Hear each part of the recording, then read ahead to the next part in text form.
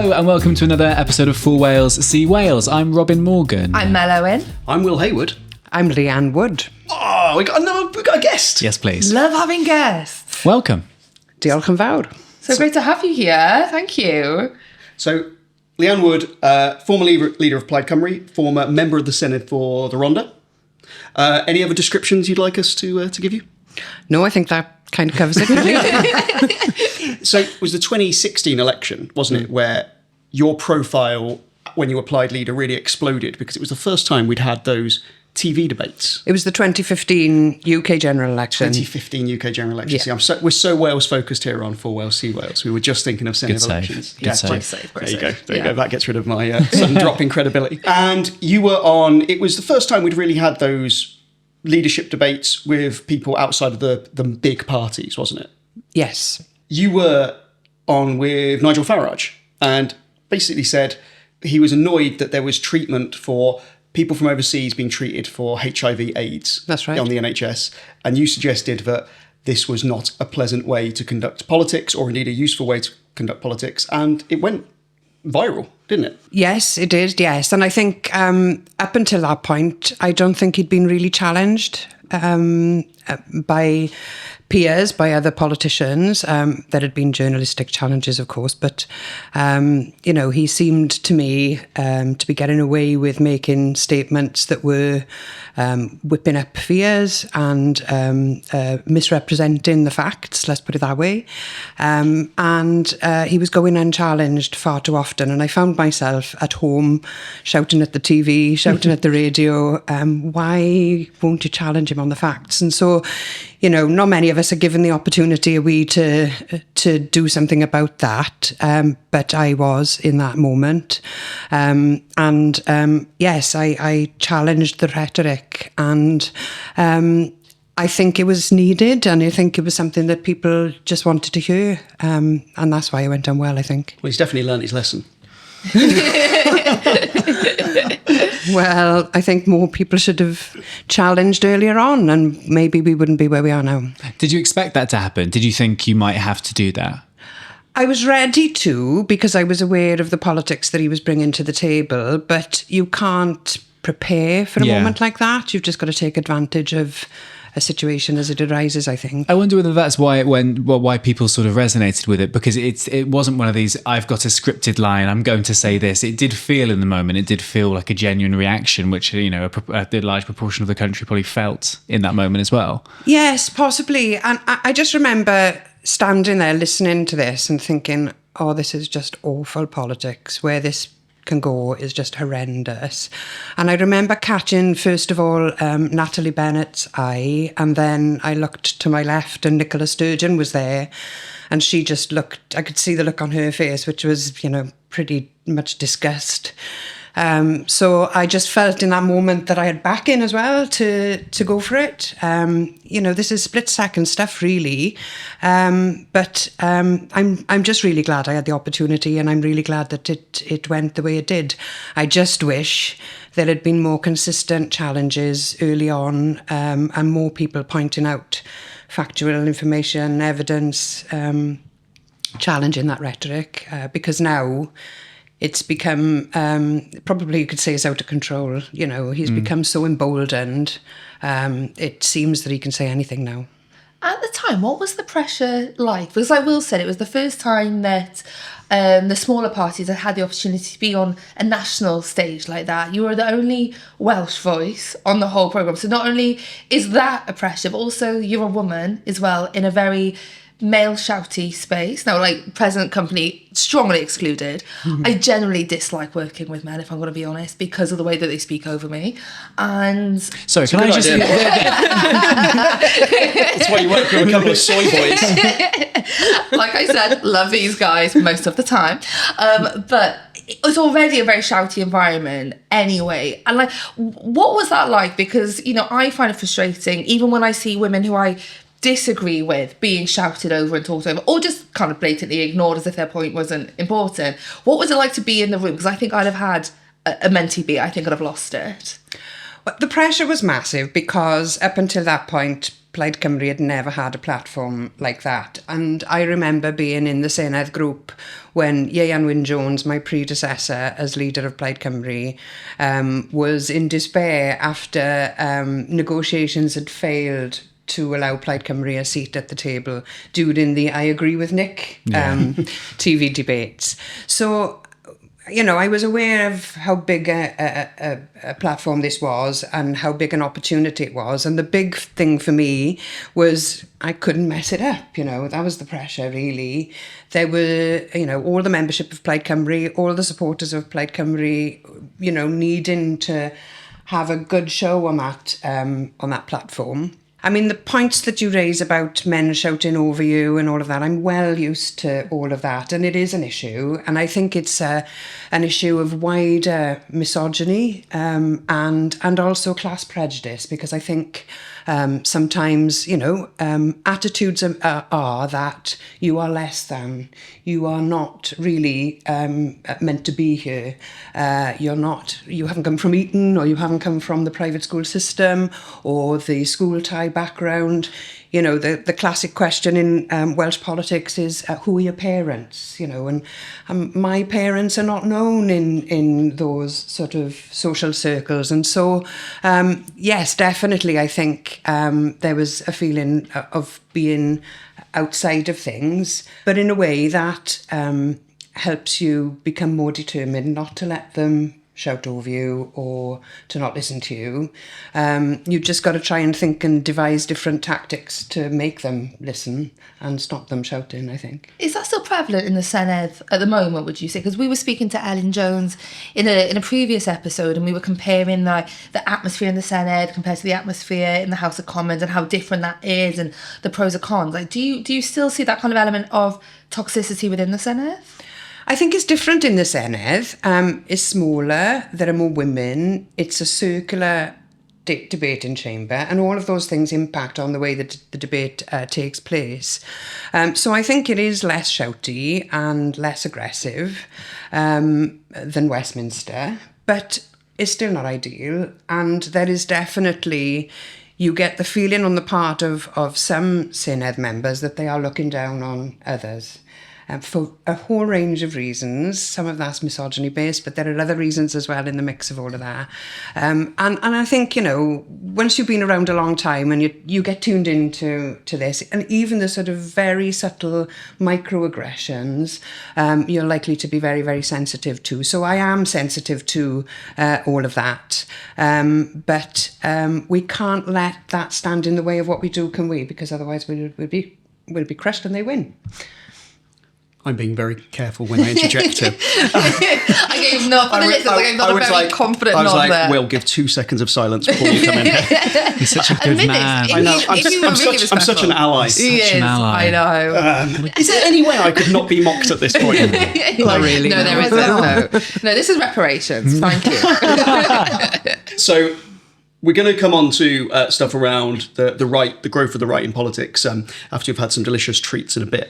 But they do look delicious. They do look. So for our audio listeners, there is an assortment of cakes that Robin has. So the last 2 episodes we did were from the Royal Welsh. Robin has gone up to the Royal Welsh again on the morning that we're recording this for some BBC Radio Wales gig. And he just loves the Royal Welsh now. He's a convert. Yeah. I drove up in my tractor. It took you 6 days. Yeah. I'm so tired. And you've brought back an assortment of cakes for us. Yes, we've got some sort of Smarties cake. I think that's an Oreo-based thing. I want to say, what was that? Mystery cake. And this is like an old birthday cake tray bake from school type thing. Nice. I'm very excited. What a good selection. Thank you very much. Are you a cake I am a massive connoisseur? Do you love them? Fan. Yeah. Sweet tooth? Very much so. Are you? So would you go dessert over starter mostly? Or you go all 3? Yeah. We'll go for them. You're not going out for dinner and not having all 3. Absolutely. I was going to delay eating the cake, but I can't dangle them in front of you and then not let you eat them. Okay, you go first, Leanne. You're the guest. Yeah. Please. Amazing. Thank you. Thank you so much. So, okay, we didn't want to do Leanne dirty by filming us eating cake and putting it online, but These are actually from Ridiculously Rich by Alana.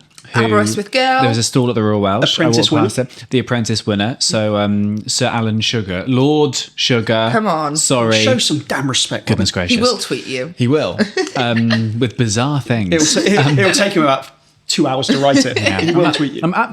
I think I'm like weirdly obsessed with Alan Sugar. As a character. Yeah, because he is a character, isn't it? Yeah. The puns, the fucking Do you puns. think he writes his own jokes on The Apprentice? I hope so, because no professional writer can write this, surely. No, I think there is a team of people who no, write we're it. just doing those puns. Yeah. Genuinely, I mean, the whole show has just become terrible, but those puns are just.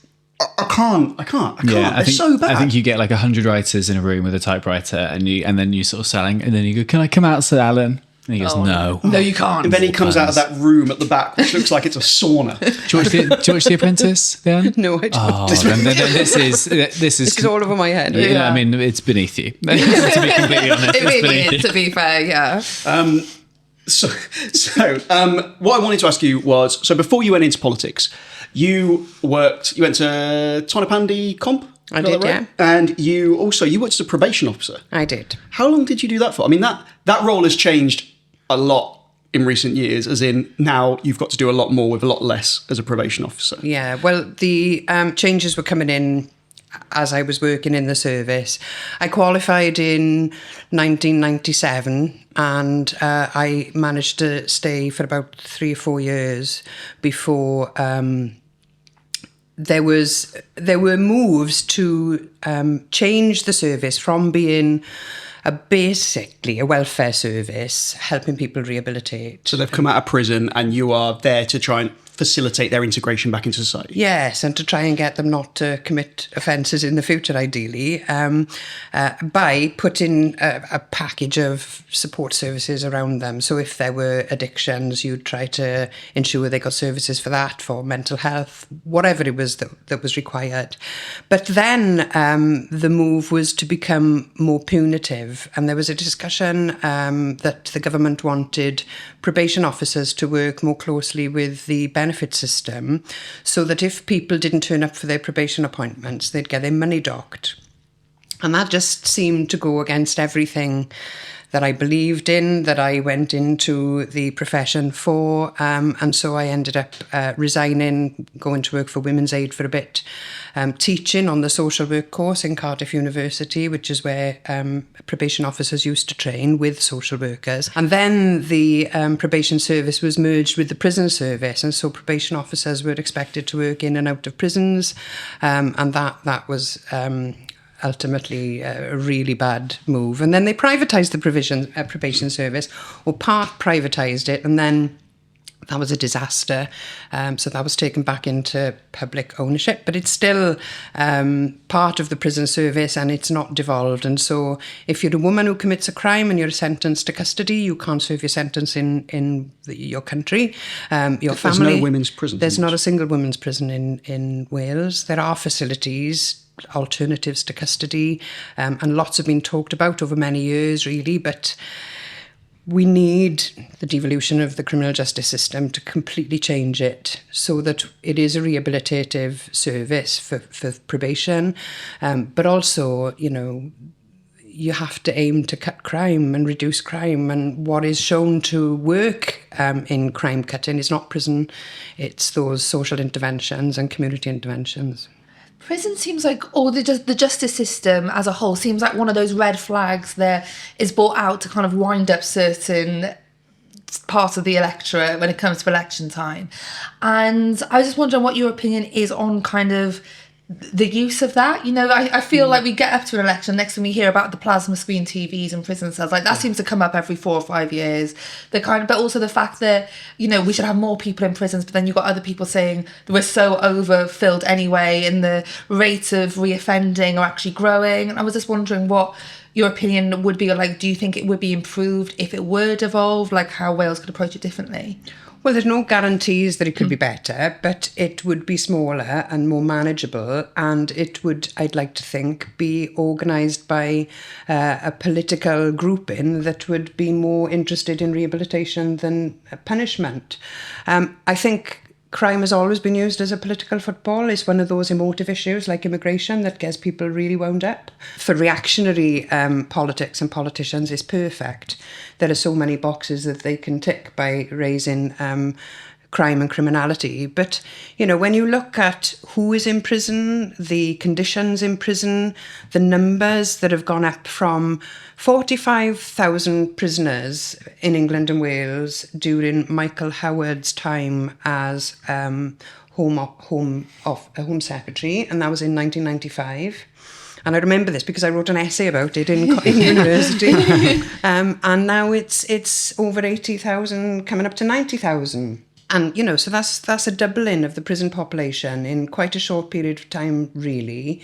At the same time, the crime hasn't really gone up in terms of the statistics. So what are we doing there? That is a response by politicians to those demands from people who were wound up about crime to lock more people up. And now we've got so many people who are on the neurodiversity spectrum, who have addiction problems, who have mental health problems, who probably shouldn't be in prison at all. But they're there and they're taking up spaces and resources, and it costs a phenomenal amount of money to keep people in prison.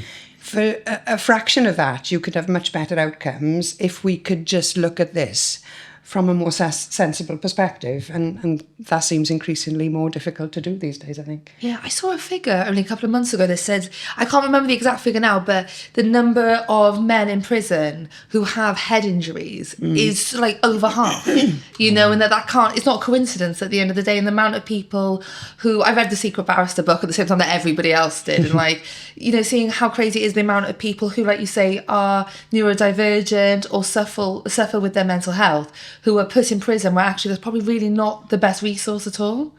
Not at all. And I think we've arrived at a sensible conclusion with young offenders. So there has been a serious cut in the number of young people going into custody, which is great. But if we can do it for that group, why can't we do it for neurodivergent people or people with mental health problems?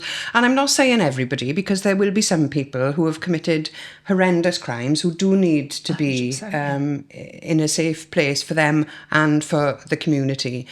But that isn't the case for the vast majority of people. We really could reduce the prison population if we set about to do so. And I think if you devolved the criminal justice system, all of it, that would mean the policing, the courts, the prisons, the probation, all elements of the criminal justice system, then we have the opportunity to do something different. But it's not a guarantee, and it would require strength politically in order to withstand the political backlash that would no doubt come from trying to do that. But the outcomes over the long term would be much better for society, I think. Is it frustrating to sort of, obviously with your background working within sort of the justice system, within as a probation officer, is it frustrating to see other politicians use it as this political football? Does a bit of you just want to scream, you don't know what the fuck you're talking about? Like when I feel like that on almost every issue.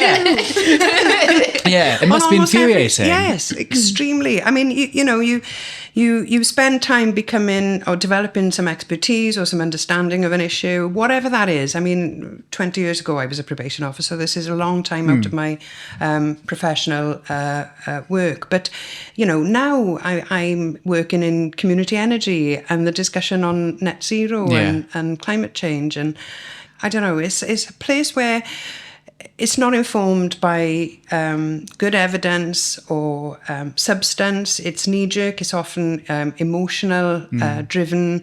And yes, it's extremely frustrating. And sometimes I express that frustration. Yeah, but I think it's that famous Michael Gove quote of I think we've had enough of experts, isn't it? Like that was sort of like the point where we started to get into, everyone's got an opinion, and that you can't disagree with my opinion. Like, well, you can have an opinion. Yeah, exactly. That's different from facts, isn't it? And I think it feels like it's across both the political divide and across every single topic now. It feels like we have these hot button issues. Yes. Well, this is culture wars, isn't it? Yeah, indeed. And it started with Brexit, and it's just escalated over the 10 years since, I think. Yeah.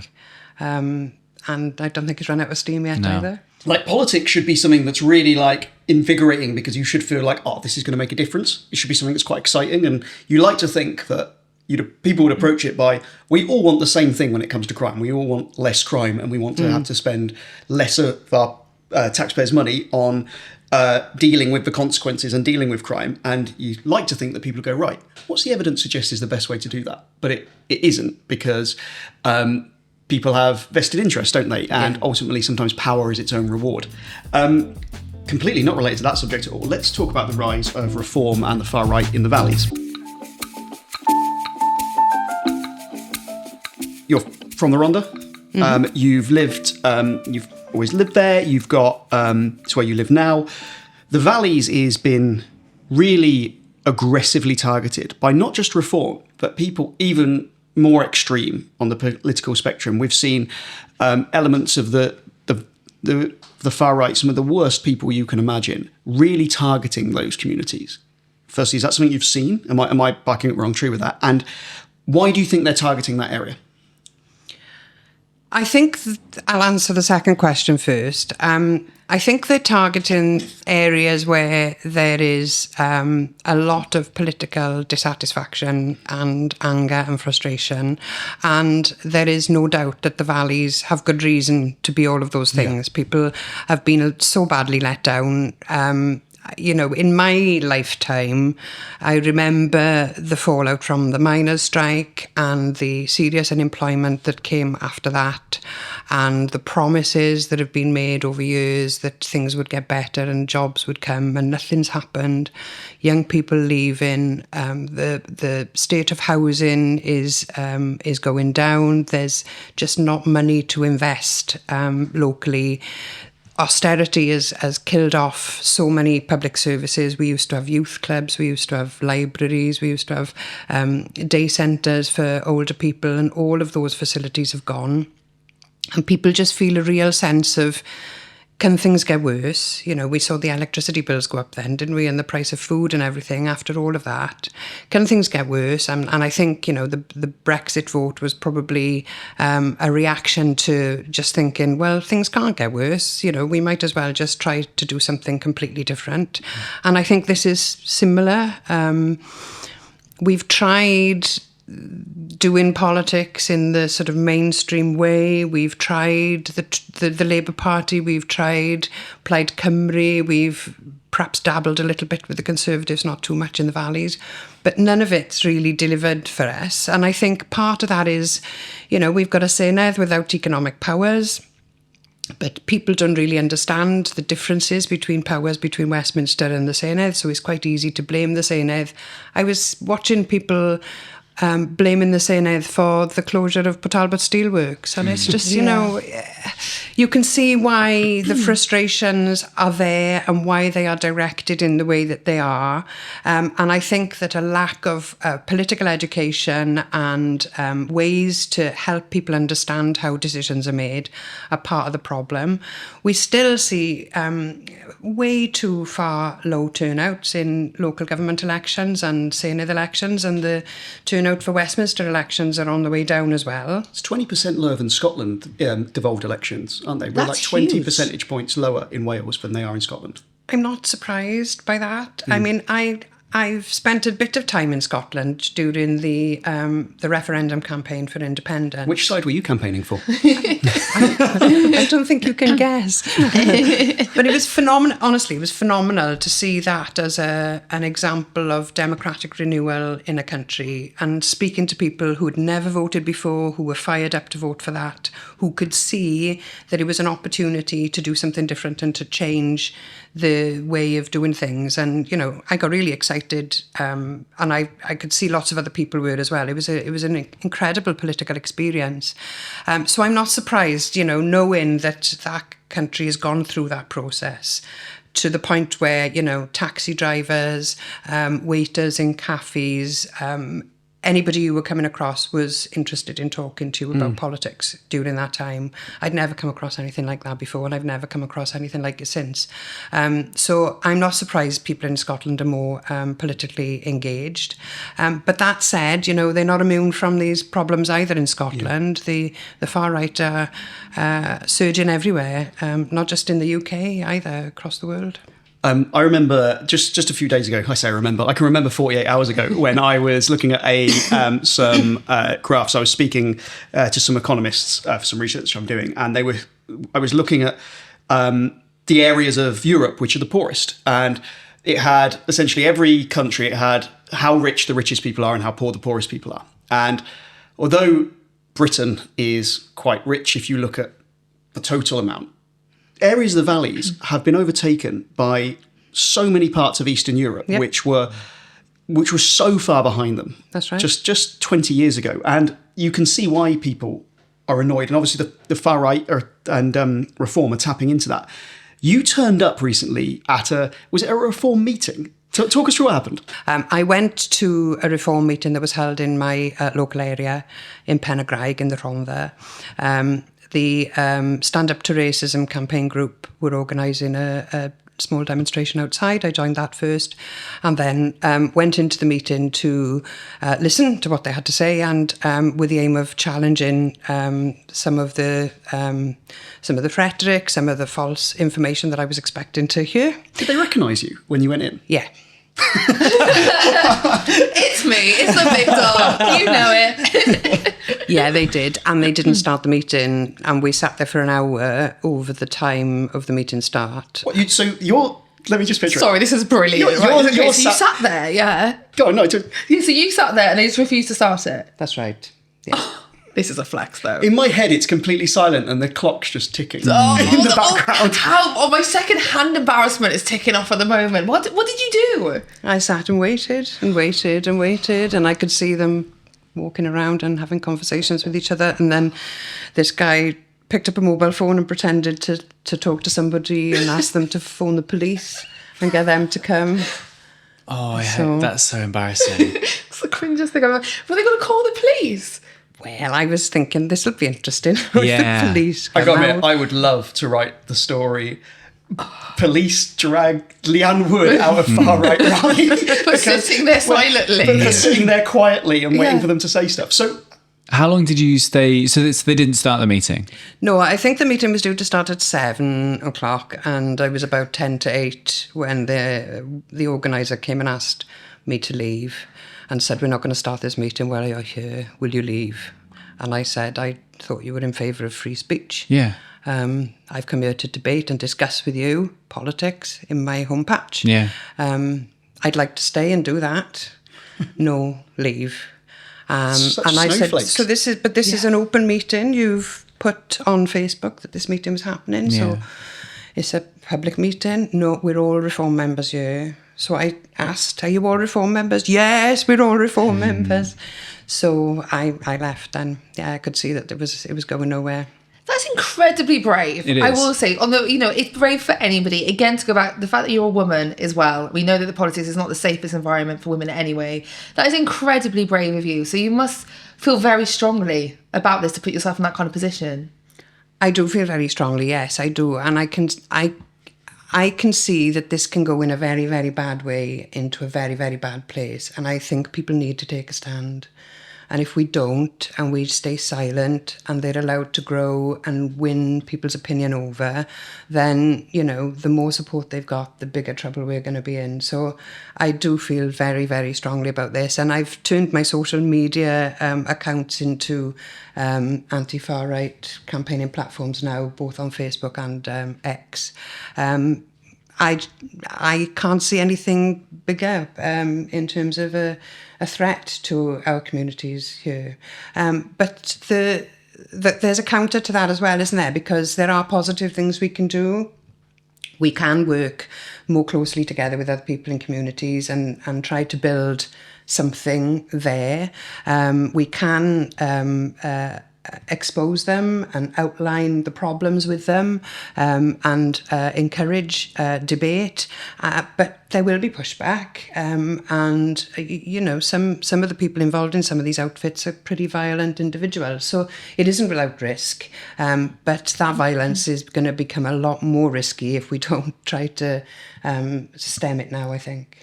I think what feels different on this occasion, and what I feel will get worse, is that previously racism has existed. Do you know what I mean? Racism has always existed, you know, and it's always been there. And I think there are people who perhaps don't see themselves as racist, but, you know, will think, okay, but we should be put first. And that doesn't make me a racist. Or I don't know how many times I've heard the words, I've got a racist bone in my body. Absolutely, and then they say one of the most offensive things I've ever heard.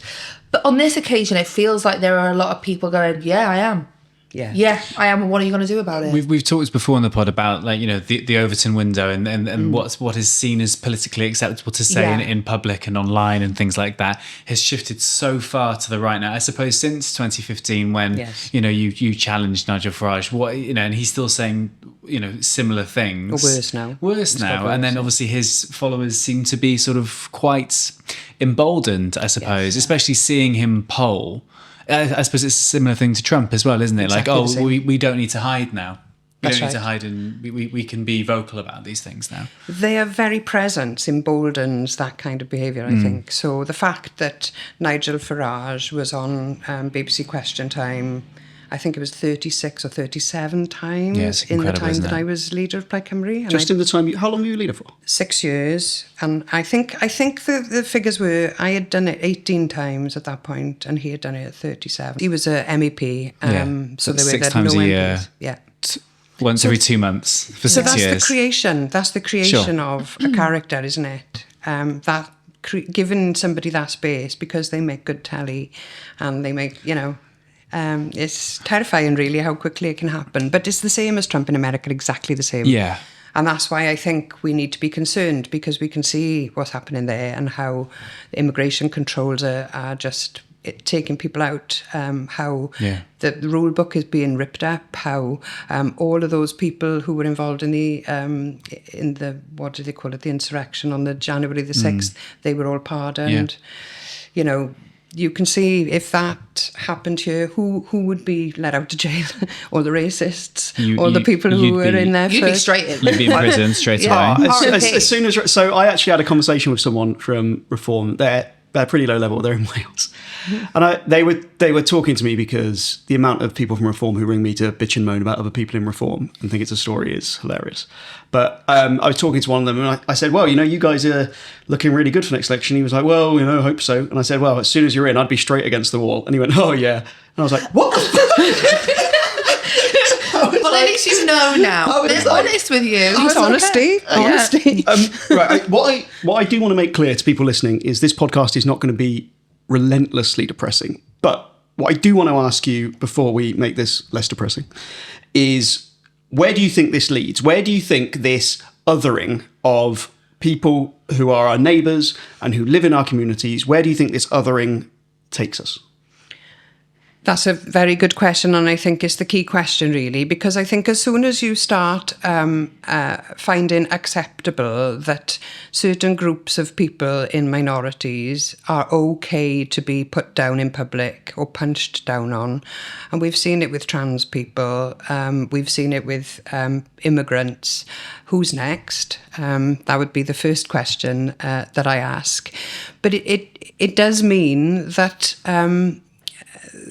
the people are not safe, because if you create a narrative that anyone who's moved into this country could have come on a boat, could be a paedophile, could be an invader, a man of fighting age, then every person of colour is potentially at risk from that, because nobody knows who arrived on a boat and who didn't, and who's the risk and who isn't. So what then happens to children in school who are hearing their parents speak about people in certain ways, and then how does bullying all pan out? So I'm really concerned about where the othering of minority groups can lead us. It's this minority today, it'll be a different minority tomorrow. We all know the Pastor Nehemiah poem.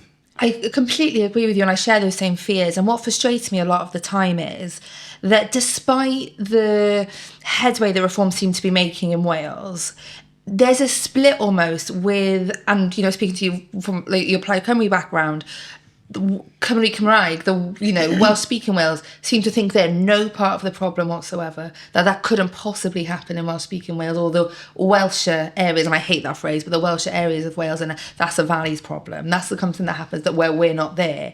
And I was wondering how you think that we get across that they're very much a part of the problem, but need to be a part of the solution as well.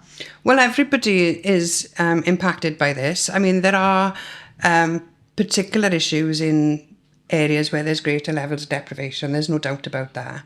But every single area has people in communities who may not fit for whatever reason. And so therefore those communities are vulnerable to this, I think. And so wherever you are, whatever languages you speak in your day-to-day life, it doesn't really matter. This is coming for all of us, and our eyes need to be much wider open than they are. I think it's interesting when people talk about which minority will they target next. Even if you don't consider yourself to be in a particular minority group, once people like this have power, once you speak out against them, you become an enemy of the state. You become somebody who is unpatriotic, and that in itself, you're seen as an apologist, aren't you? It does go down quite a nasty path for everyone. It is not obviously we should care about people who aren't us, but this will be a problem for everyone. Absolutely. And that's why it's so worrying to see the clampdowns on protest now as well, because that all feeds into this. Where do you take your frustrations if you can't protest? Mm-hmm. We're going to have a tiny bit more cake. Yay. Just because, I want to feel good about the world. But then we're going to come back, we're going to speak a bit about some community ownership stuff you're doing at the moment. Great. So you have made it really clear you are not at present have any interest in going back into politics, which as someone who reports on politics, I don't blame you for a second. Can I just stop you there? Oh. Because what I would say is that politics is much wider than electoral politics. So I've spent my life involved in political activity, and that's not going to stop. What I've decided is not to go back to the Senedd or seek election to the Senedd, which is not quite the same thing as not being involved in politics. Let me correct myself. You have decided not to be shouted at for a living, and instead you're pursuing its community ownership of energy projects. Can you kind of talk us through what that is, why you think this is important, and what difference it could make in Wales? Okay, so I'm one of two co-leaders of Community Energy Wales and Plaid Cymru, and we are the umbrella body that represents around 45 groups of people throughout Wales who are creating or conserving energy that is owned by the local community. So the energy installation is bringing in a profit that is then voted on by the organisation as to how it's spent locally, and it covers all kinds of things like fuel poverty alleviation, environmental schemes.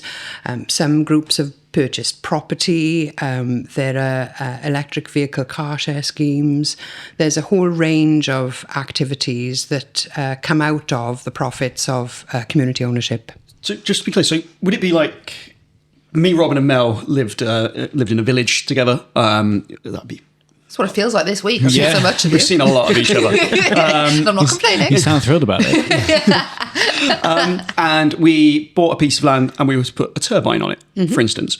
And that would feed into the grid and we would share the profits of that? Yes, well, if you were doing it as a community energy project, you would engage with the community. You would seek to get people from the community on your board of directors. You might open up a community share offer and get people to buy into your wind turbine. And then you would have regular meetings and votes would take place about the decisions of your community business. The beauty, and this is happening with all kinds of different assets. So people have bought their local pub or cafe, they've bought land for recreation purposes or food growing. But there's a really good incentive to do it for energy because we all need energy, and local community energy contributes to the energy security. And as we've seen in recent years, the prices of electricity have been going up through the roof, and gas as well.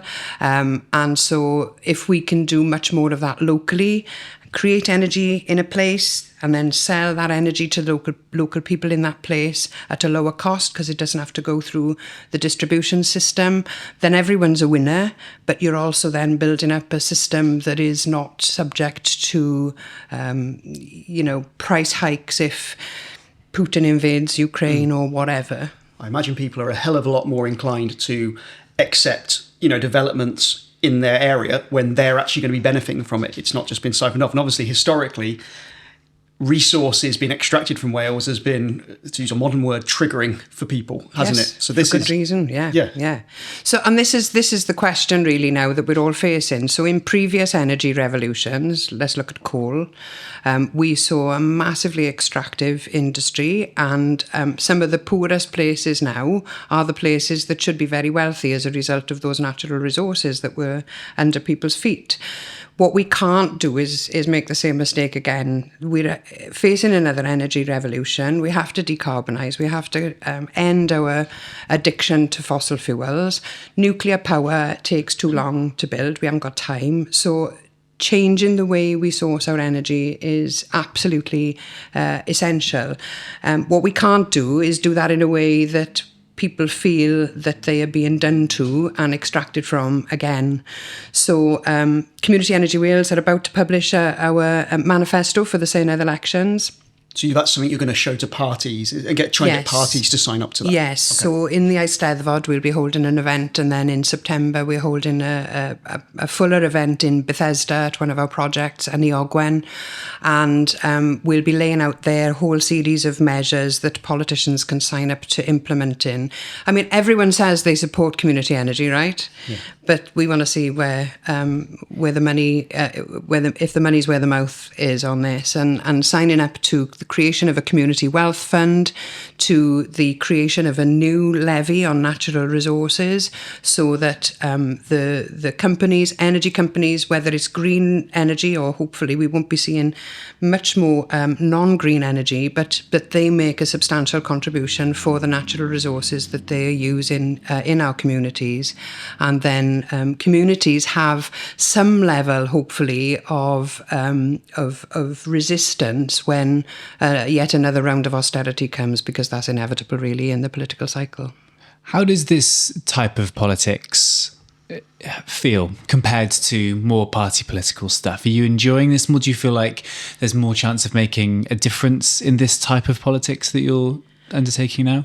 Well, I think the work I've been doing with Beth Winter recently is we've teamed up and gone into 3 communities to talk about what it is people can collectively do to build up an asset base for those communities. And so the process has been fascinating, because I expected there to be lots of discussion about some of the things we've been talking about today, but none of that came into any of the 3 rooms that we were in. People were very focused on what we can do together, what we can build, what we have, what strengths we can utilise.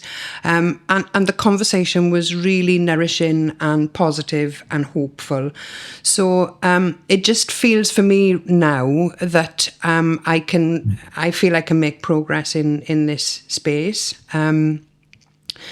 There needs to be some sort of structure for it. It doesn't exist at the moment. We work with a group of people who have networked together up in Gwynedd called a Cymunedoli network, and there are 45 social enterprises and community businesses who are trying to work together to lobby for political change, for favourable conditions for this. And we'd like to see the Cymunedoli network expanded throughout Wales, and lots of people linked up together and all pushing in the same direction. And we think that there's potential political power in that, not in the traditional party political sense, but that we can get political change by being a force pushing in this direction. So, I mean, it's not really that different to party political activism, really. Yeah. You're still trying to achieve the same outcomes. And certainly, I think, by going through a process like this, if people believe that they have agency and they can change things, then there's a political power in that as well, because it's an independence of mind and it's a mindset shift away from, the expectation that we'll have handouts and grants and we'll be sort of sorted out by someone from somewhere somehow. But we do this for ourselves instead, and we decide what we're going to do, and we decide where the profits are spent, and we just do it. Yeah. And we don't let things stand in our way. We just crack on, and I think there's a real power to that. Yeah, isn't that interesting though? Like, as you say, like not having those discussions about the far right and about those issues that you might hear about in the media a lot. When a community is arguably offline and, in a room. Face-to-face as well. Face-to-face. And because we talk about how to combat the rise of, misinformation online and the rise of sort of vitriol online. And we've kind of talked about, well, it's door-to-door stuff, isn't it? It's actually having this, we're social beings, it's having this interaction. This feels like what this is, right? Absolutely right, yeah. And I think part of the vitriol that you've touched on has gone worse since the COVID lockdowns. I think people got used to being at home. Fewer people were socialising. We've seen pubs close down and community spaces close down following that. And people are on their own more, online more, and in community spaces and talking to each other less. And so that is a recipe for disaster. We need to be finding places where people can come together and creating spaces for people to talk about what it is they want their community to look like. And I think if we can do that, and that's where I want to put my energy and effort now, then we've got a chance of standing up to some of the more difficult stuff that we were talking about earlier. Yeah. This feels hopeful. It's is that what I'm feeling? No, but that warm little feeling, that little fuzzy feeling. Because a couple of weeks ago we were talking about, areas that have not a lot of, diverse populations tend to be the ones who tend to be more afraid of other groups. So it's about sort of trying to make that community element and discussing things and meeting people face to face. And that feels like the antithesis to this online world. I think it is. Yeah. And I can't think of anything else that can work now, to be honest. I think it's bringing people together. It's bringing everybody together as well and making sure that what you build is something for everyone. And if you can bring people face to face with each other, the people who are doing the other in and the people who are on the receiving end of being the other in, of the other in, then we can perhaps break down some of those fears and misunderstandings between people and take some of the poison out of the situation, I think. And I suppose the people who are doing the othering in the face-to-face world, as you felt when you went to the meeting, they can't handle it. That meeting did not take place because you were going to go there and discuss... Have a conversation. Exactly. Yeah, they can't be challenged. And community comes with accountability a lot of the time. And I think it's one thing to say in your little echo chamber with your own followers who all agree with you, I think this, and everyone likes it, and everyone's like, yeah, you're a legend. But if you were saying it in the pub and everyone's like, it's a bit, that's a bit spicy, that's a bit racist, that takes a lot of audacity and gumption to back it up. So by having those community spaces, by having just the opportunity for people to come together and hold people to account in a friendly way, would do so much good. Yeah. More of this we need, I think, isn't it? And if we could find more ways of opening up spaces for people from different parts of the community and different backgrounds to come together and talk about things of mutual interest, that can only be good. I mean, and it could be anything, couldn't it? It could be reading groups, it could be cookery classes, it could be Welsh classes, anything really, but bringing people together. I guess austerity's had a huge impact to this as well, hasn't it? Going into that and then going into COVID. It's removing these communal spaces. It does force us to become more isolated and singular focused. And it's where you are as well, isn't it? So if you lose your pub in Mardy and there's nothing else, it's very different to the pub closing in Cardiff when there's 10 others you can go to. So it's that feeling of we've lost everything. This is where many communities are, and that's where the fear comes in then. And I think some of this more negative politics is driven from. But if we can create a sense of,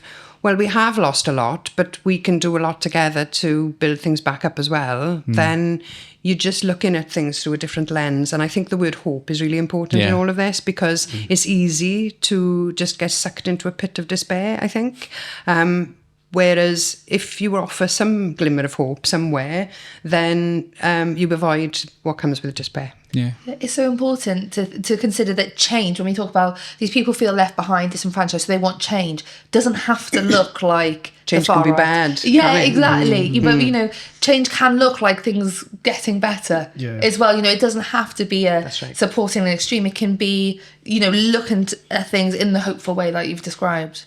I think so. And I very much I've learned a lot from the writing of Raymond Williams, who iconic Welsh writer. he's incredible. And the more I read and the more I think about his words, the more I think they really resonate with us today. Raymond Williams grew up on the border between Wales and England and was an academic in Cambridge University. And he's known throughout the world for his cultural criticism, but not very well known in Wales. But his writing about community and community solidarity and real independence, the independence of mind rather than constitutional independence. I just think that if we listen to those words and think about the messages of hope in his writings, then I think they're just helpful to us today, really. I have a collection of essays by Raymond Williams, and I stopped reading them for a bit when I was writing my book because it made me feel like my book was really shit. Oh, bless you. We'll move on. I think just to finish on that community ownership stuff, I think the first thing I really like about it is how Welsh it feels. Like that idea of community ownership, I think fits well within the Welsh psyche. And I also think we talk about, we need people to engage with politics more. And I'm like, do we really want to say to people like, come and engage on Twitter or come and comment on something? That isn't like meaningful engagement. It's entering a shouting match. Whereas actually, I think what you're suggesting is a really good way for people to engage with. And as you said to me earlier, I am still in politics. I'm just not a politician. Really good. Right. We are going to now talk about the election on the subject of change. There could actually be change in Welsh politics. There is a chance that Welsh Labour won't be the largest party. So we'll get into that now. Robin, is there anything going on May next year? I don't think so. No, nothing. We'll be taking a month off, probably. Yeah, it's fine. There'll be no need to do this podcast. Nothing going on. Nothing going on. There is an election, and it's an opportunity for something to happen which hasn't happened in over 100 years, and that is Welsh Labour not be the biggest party. As someone who's still got their finger on the pulse of Welsh politics, what do you think? What's your prediction? What do you think could happen at this next election? Well, I'm not going to make a prediction, but it's difficult actually to make predictions because the system is changing and the numbers are increasing, and there's nothing to compare next year's election with. So I think who becomes the overall biggest party is going to probably be decided by the number 6 on each of the 16 lists. Who sneaks in? Yeah, and this is going to be in such small margins by that point of the count that almost anything could happen. And given the polling as being consistent now in terms of Labour and Conservatives down quite considerably, and Plaid Cymru and Reform competing with Labour's traditionally high vote, then quite a lot could happen. It could go either way. And the other thing to note, I think, about the new system is that it's most likely going to have to be a coalition government. There may be one party that has enough votes to govern as a minority party with the support of another, much like the SNP did in Scotland in their early years. But more than likely, I would have thought that there will be a coalition. And if the Reform vote goes up from where it is in the polls, and if the Conservative vote can maintain something, then potentially there's a far-right government on the cards. That said, the polling shows that the cooperation of Labour and Plaid Cymru will probably get the bigger numbers. But, they say a week is a long time in politics, and we're talking 9 months away, so anything could happen in that time, I think. Do you, obviously, your entire time in the Senedd Labour were feeling pretty secure in their position as the largest party. How do you think, you know lots of Labour politicians, how do you think they will react if they are a junior partner to Plaid Cymru? Well, many are leaving, aren't they? Yeah. And I wonder if that's significant in this discussion. And if you look at the party that most are leaving and standing down from in the next election, it's Labour. I don't think they'll happily become junior partners to Plaid Cymru. They will find that difficult. But if it's a matter of that or not being in power at all, they are very, very focused and driven by power. And so that will trump everything. It's interesting to hear that they're very driven by power. We've kind of talked about them before as being maybe taking for granted what they've had and Yes. not being sort of used to accountability and not used to having to communicate certain big policies such as 20 mile an hour or the SFS and things like that, because it's just a given. We're in power. We will be in power at the next election. So therefore we'll do these things and have the consequence. So did you feel that they were driven by power when you were Plaid leader? Yes, but the situation has changed now with the government in Westminster being Labour as well. Sure. So it's less easy for them now to make the statements that they were making in terms of attacking Westminster, blaming Westminster for all the problems. It's much less easy for them to do that. So they are in a more difficult position now over the last year than I was used to them being when I was there. And as you said earlier about sort of Welsh voters criticising the Senedd for Patel book closing, I think anything that UK Labour are doing, Welsh Labour will get tarred with that as well, won't they, at this next election? Yes, and Reform's entire campaign is stop the boats, isn't it? So very much focused on the Home Office and the Border Agency and all the stuff that's coming out of Westminster. We can expect that to form a major part of the debate in the election, I think, and that's just going to confuse people even more. Yeah, an issue that's predominantly the southeast of England affecting. And not devolved, I imagine. It's like running for council on the basis you think the UK should have a space programme. It's like, it just doesn't tally up, does it? We should have a space program. I actually would vote for Write it someone who has. down. Yeah, it feels like this election is the first, or the time that Plaid most believe in its own ability as well. It feels like there was so much momentum at the moment that they actually feel like there is a possibility for them to be in power. Yes. But can they uphold this momentum? Because they're going hell for leather now. But like you say, there's still 9-10 months out and there's so much can happen. Well, I think in fairness, Plaid Cymru are ahead of the game. They've selected the candidates and other parties haven't yet. Or some have. Labour are so few, like people in Labour are so annoyed, aren't they, that they haven't selected candidates yet? They haven't selected anyone. And so they're going to be starting way behind the curve. And in terms of manifesto developments and policy developments, Plaid Cymru have issued a number of quite substantial policy pieces, and I don't see that coming from other parties. So I think they are in a good position. The question about momentum, though, is a good one, and it's always very, very difficult. I mean, we know about the challenges that the Welsh media have and how people receive their information, and Plaid Cymru are always at a disadvantage because getting Plaid Cymru's messages through the UK media, which is where most people receive their information from, is really difficult to do, which is why those TV debates were so crucial to us, really.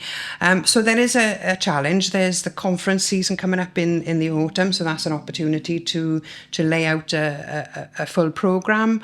And I think the fact that we now will see an election with so many more candidates, it just means there's more people to run local campaigns and take messages out to people locally. So the challenge is there definitely, but I see, from what I see from the outside, and I'm not really connected into the inner circle of things anymore, but it seems like Plaid Cymru have got their act together. So I'm very much hoping that momentum will keep up. And in a way, with this feeling that people have that they want to see change, I'm really hoping that they do very, very well in the election, because the alternative to that is the far right, isn't it? How does it make you feel seeing Plaid doing well and you're thinking, I'd love to be driving this, I'd love to be part of it? Or have you kind of made peace with it? Do you mind me asking you kind of how you feel about that?